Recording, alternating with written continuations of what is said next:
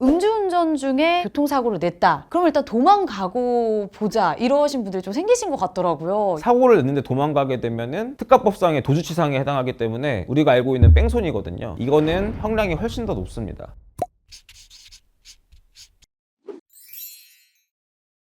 안녕하세요. 변호를 하는 건 형사전문 변호사 김민건 변호사입니다. 오늘은 또 굉장한 이슈로 화두되고 있는 음주운전 사건에 관련해서 단속, 처벌, 변호사 선임에 대해서 여쭤보려고 하는데 여쭤보기 전에 사실 얼마 전에 제 지인이 음주운전에 걸리게 된 거예요. 100일 면허 이제 정지를 받고 또 벌금 200만 원이 나오는 상태거든요. 벌금이 굉장히 적게 나오셨네요. 저는 200만 원이 굉장히 많다고 생각을 했는데 이 정도면 적게 나온... 엄청 적게 나온 겁니다. 요즘 초범도 1000만 원 이상도 종종 나오긴 합니다. 지금 지인분 사례처럼 벌금 200만 원이 나왔다는 거는 음주 수치가 굉장히 낮게 나왔을 가능성이 높거든요. 음주운전 같은 경우에 알코올 농도 0.03% 이상부터 처벌되는 건데 운행 당시에 0.03%랑 측정 당시에 0.03%가 같지가 않지 않습니까? 그렇죠. 그래서 위드마크 공식이라고 해서 역추산하는 그런 과정이 있어요. 그래서 사실은 벌금 200만 원 정도 나올 사례였으면은 변호사 통해가지고 본인이 주장할 수 있는 부분을 주장했으면 무혐의라든지 기소유예가 가능했을 수도 있을 것 같습니다. 저 변호사님 말씀 듣기 전에는 200의 벌금이면 굉장히 크다 이렇게 또 생각을 했는데 1000부터 시작해서 천차만별이라고 하니까 일반인이 오해하고 있는 일들이 되게 많은 것 같아서요. 일반인들이 이 음주운전에 대해서 오해하는 사건에 대해서 좀 말씀을 여쭙고 싶은데 첫 번째 오해가 소주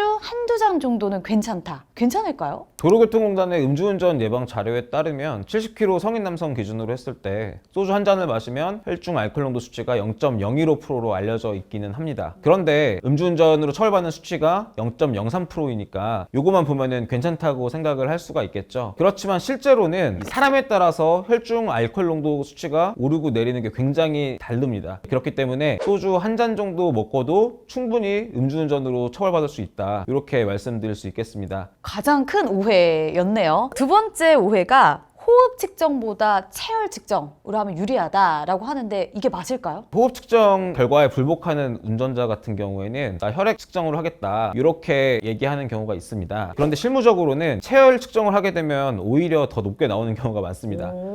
그리고 병원 이동까지 최대한 시간을 벌고자 호흡 측정을 거부하시는 분들도 계신데 술 마신 직후가 더 알코올 농도가 낮게 나오기도 하거든요. 위드마크 공식으로 알코올 농도를 추산을 해야 되는데 두 가지 시점에서 측정 결과가 있어버리면은 우리가 유리하게 주장을 하는 데 있어서 어려움이 따르는 부분이 있습니다. 그렇기 때문에 기본적으로는 체열 요구를 굳이 하지 않는 것을 권장을 드리고요. 수치가 너무 애매해서 0.031%다. 예를 들어서 정말 이거는 다시 재면 다를 수도 있겠다는 확신이 들 때 그럴 때는 체열 측정 요구하는 것도 괜찮을 것 같습니다. 그러면 약간 시간에 따라서 다르게 나올 수도 있고 호흡 측정, 체열 측정 중 호흡 측정이 조금 더 유리하다. 사람마다 편차는 있습니다만 호흡 측정을 했다가 희망을 가지고 체열 측정을 했는데 거기서 이제 어마어마한 수치가 나오는 경우도 있습니다. 변호사님 말씀하신 것 중에 0.033 그 이하 좀 애매한 수치로 나오신 분들이 시간을 벌면서 그 시간 안에 뭐 숙취해소제 요즘 많이 나와 있잖아요. 그걸 좀 마시면서 이걸 수치를 낮추려고 하는데 효과가 있을까요? 제 경험상으로는 효과는 없다고 알고 있고요. 눈앞에서 그렇게 숙취해소제를 먹고 있는 걸 경찰이 본다면 그런 거를 수사보고로 남겨놓을 수 있습니다.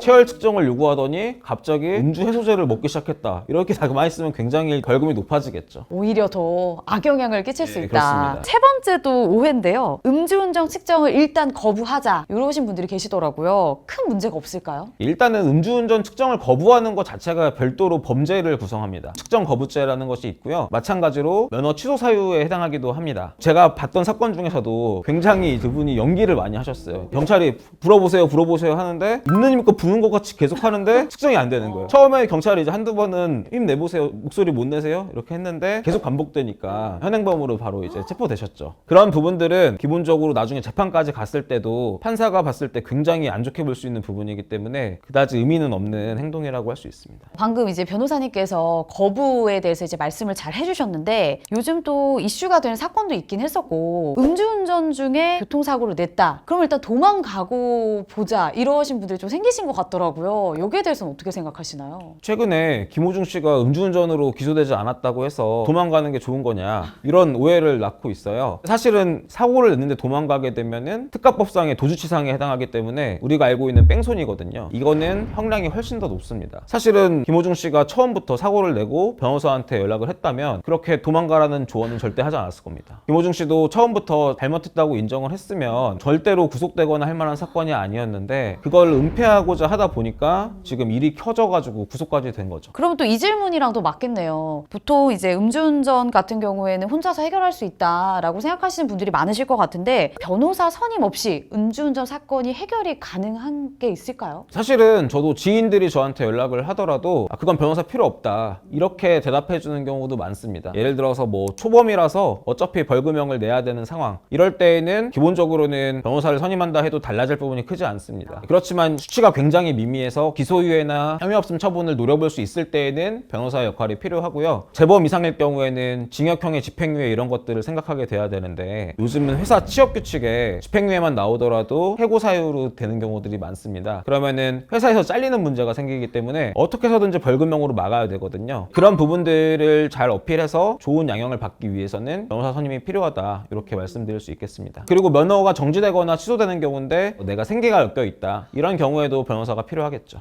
약간 경험 많고 유능한 변호사님을 선임하는 게 확실히 도움이 되겠다 이런 생각이 드는데요. 음주운전 전과는 없어지나요? 사실 전과라는 게 법률 용어가 아니거든요. 수사 경력 자료라는 것은 영원히 사라지지 않는다고 보시면 됩니다. 다만 범죄 경력 자료 같은 경우에는 벌금형의 경우에는 2년 뒤, 3년 이하의 징역 금고의 경우에는 형 집행 종료일로부터 5년, 3년을 초과하는 징역 금고형 같은 경우에는 형 집행 종료일로부터 10년이 지나면 실효된다. 이렇게 말씀드릴 수 있겠습니다. 결국 수사 경력 자료는 사라지지 않는다 이렇게 예, 알고 있으면 되겠네요. 예, 그렇습니다. 오늘 이 음주운전 관련 중 6가지 오해에 대해서 좀 알아봤는데요. 특히나 인상 깊었던 건 음주운전 사건은 음중수치가 또 명확하게 나오기 때문에 변호사 선임 없이도 가능하지 않을까, 대부분의 분들도 이렇게 좀 생각을 하셨을 것 같은데 오해였다 이런 생각이 또 드네요. 기본적으로 이 사건에서 변호사가 필요한 사안이냐 필요하지 않은 사안이냐를 판단하는 것에 있어서는 전문가의 판단을 받으실 필요가 있기 때문에 꼭 변호사를 선임하지 않으시더라도 내 상황에 대해서 한번 상담을 구해보는 그런 것들을 권장드립니다. 오늘 내용이 도움이 되셨다면 구독, 좋아요, 알림 설정 부탁드립니다.